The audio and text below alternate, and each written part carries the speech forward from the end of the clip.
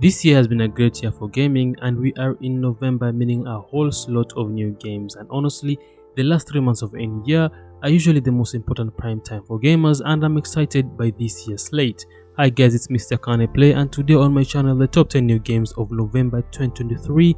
And if you're yet to subscribe, please do so, and videos released on a daily basis. At number 10 is Persona 5 Tactica. Now Persona games are one of the best anime games that you can play, and this one is a tactical one. Not like Fire Emblem, but more like XCOM, with the graphics more cartoon-like, which is a new take overall. Some gamers have compared it to Mario plus Rabbids, which is a stretch for me, but Persona 5 is a more casual story game that's exciting to play and watch, and I'm really excited to play it.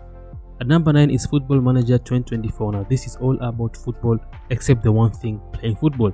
It's basically a game where you are a manager, you get into tactics, formation, and send your team onto the pitch and watch the game. Now if you're unfamiliar with this one, this is a whole new package where there's more than strategy, like finances, where there's the buying and selling of players, and it's a sim like no other. Now at number 8 is Super Mario RPG, which is a remake of one of the best classics games to ever come out on the Super Nintendo. Kind of bring back memories where gaming life was much simpler. Now this is a top-down platformer which is all about fun, and I hope it will still have its original content, feel, and gameplay. But with the graphics, it was a big game back then on Super Nintendo, and it's now coming out to the Switch. I can't wait to play it. And number 7 is the Invincible. Now this is a novel adopted game, and I'm not saying that cannot happen in video games. Of course it can, with a great example being The Witcher, but this one is very different. It seems to have an inspiration from Firewatch and Alien Isolation, but with a kind of futuristic Fallout vibe. Now you're on a planet called Regis and are searching for missing crew members and having to deal with some monster hunting. Now this looks to be an amazing game. Number 6 is The Day Before. Now this game has a lot of rumors surrounding it. Some say it's come out soon today, in fact while others claim it's been delayed to December, but I hope it will be out today. Now it's an MMO survival open world game with very impressive graphics, and seems like it will have a great story, gameplay, and mechanics, but not much is known about it because it lacks gameplay so far. At number 5 is the Talos Principle 2, which is a sequel to the Talos Principle, which was a first-person puzzle game that has some Portal elements with amazing graphics, hopefully with a good story. But if you're up for some puzzle games, I promise you this is one that you should play, as the first one had great puzzles, and I hope that they can keep up and possibly improve upon it. At number 4 is Song of Nooo, which is a part of League of Legends, which seems to have an interesting take. Now this is a single player adventure game based on Nooo, and you get to explore this huge ice world with great amazing visuals, with your body a big hairy weight as you search for your mother, and as any anime you do this all by the power of friendship.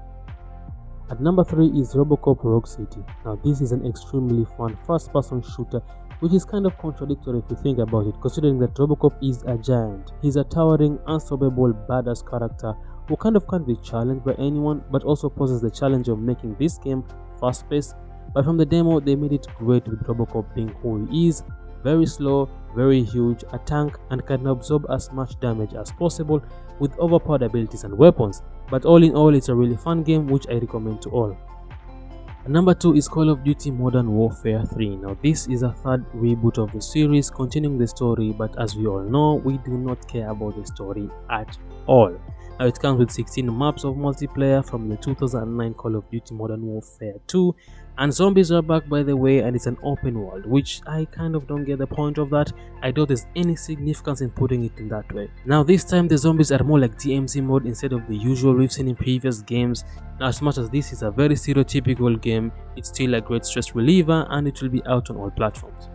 At the top of my list is Like a Dragon Gaiden. Now this is kind of like a sequel to Yakuza 6 after Kiryu faked his death, and now you work as an agent for the Daidoji faction. In my opinion, this feels like Judgment, but you're now a secret agent who is not on the side of the law.